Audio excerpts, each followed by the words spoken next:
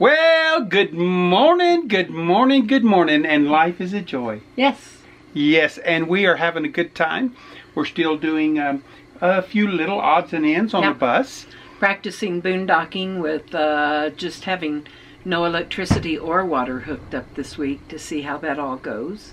Practicing. We're going to be real good at it before we leave our driveway. Yes, that's right. So we are enjoying it, having a good time. Enjoy this video. Okay, I'm going to do a review because I've had a lot of questions from people about how I like my LG combination washer and dryer. So I'm going to do a little review about it and how it works. First of all, after every wash, you have to clean out the lint. So I'm going to show you how to do that right now. So we're going to get a wet paper towel.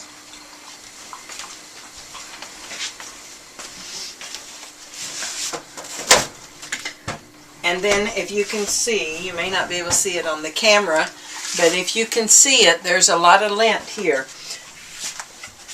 This doesn't have a traditional lint filter like you would have in a dryer. I like it because when I opened the lint filter on the top of my dryer and took the lint tray out, it always got lint everywhere in there, and the top of my dryer would always get covered up with lint. So here we go. This is what I do. I just take this wet paper towel to get all the lint out of here, and I pull back this rubber thing a little bit and make sure I get it really good and clean. Okay. Also wash off this part out here because it has lint on it too. And you'll see I got a lot of lint. And I do it with a paper towel instead, so I can just throw that away rather than trying to wash it out. Okay, so the next part, it says to do this periodically, which I don't know how often that is. I just do it really often just to make sure it stays cleaned out. And that's cleaning out this filter down here. We don't do a whole lot of laundry. I think it would be inconvenient if this was down at floor level to try to clean this out, but as it is, everything is so convenient at this height. So you open this up. I always take this little door off because otherwise I can make a mess. And you just pull this out. This is a drain hose. Unscrew this part. And you'll see, maybe you can see that there's a little bit of dirt and stuff in this water. So this is kind of the filter thing that it goes through.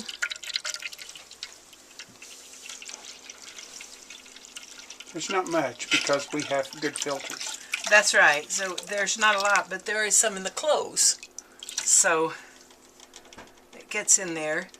So then after that's done, you can put the screw the little lid thing back in there, push it back in there, and up. This usually will leak a little bit, so I'm going to put a towel right under here so it catches any excess water. And you unscrew this, which is also another filter to catch lint and other items. You'll see it's draining a little water out of there. Okay, can take this out, and sometimes there will be quite a bit of lint and other stuff in there. I've cleaned it out often. You can also clean this inside out. They suggest doing it maybe with a toothbrush or something, but mine's really good and clean right now, so I don't think there's any problem with that. Then just put this back in. Make sure you have it in there right. And get it good and tight, because you don't want it leaking any water out. And you just put the little door back on.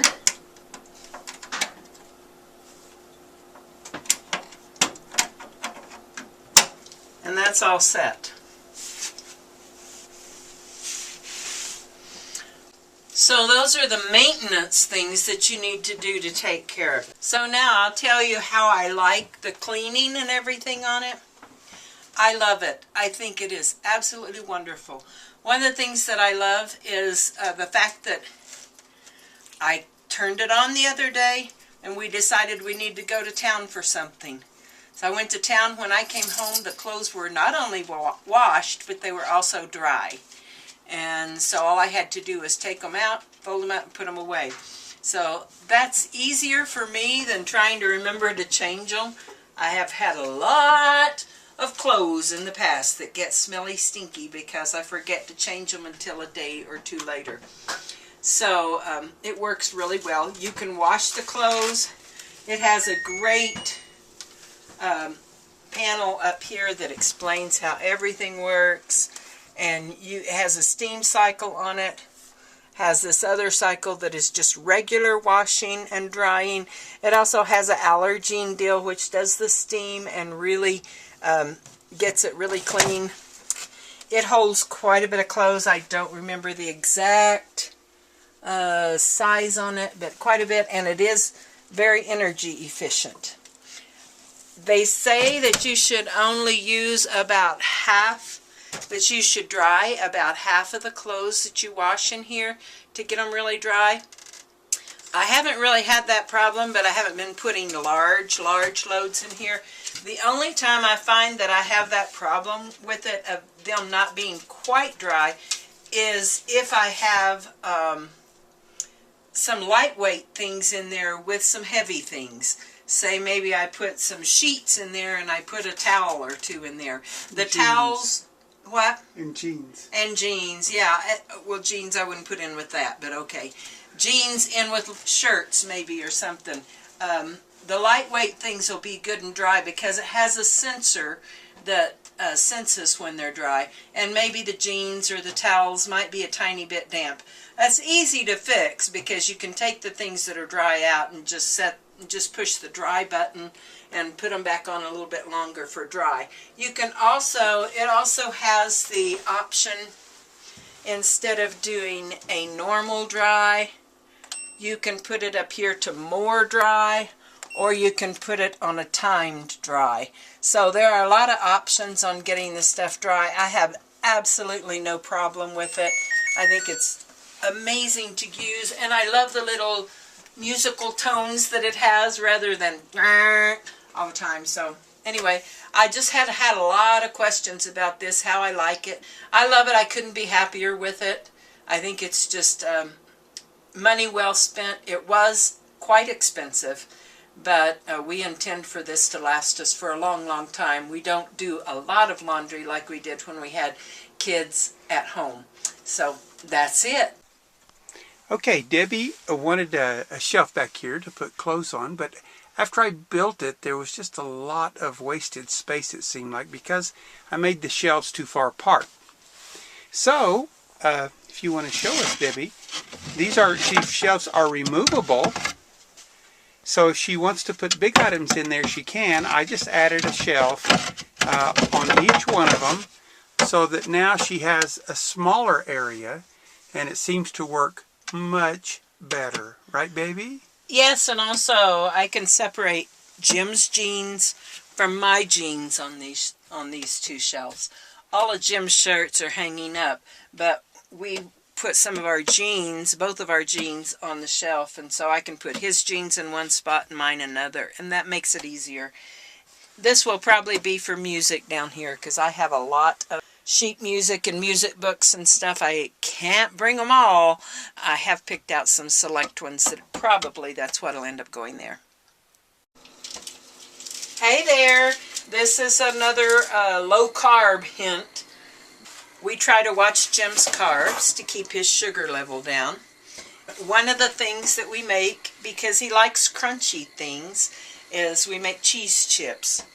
And I buy the ultra thin, or what I really like to buy, and I didn't have any this time, is the Tillamook brand of deli sliced cheese. And I usually use a mild cheddar. And then you just cut them in pieces, put them on parchment paper in the oven at 300 degrees. For the deli sliced, they're a little thicker. So I cook them usually about 20 minutes.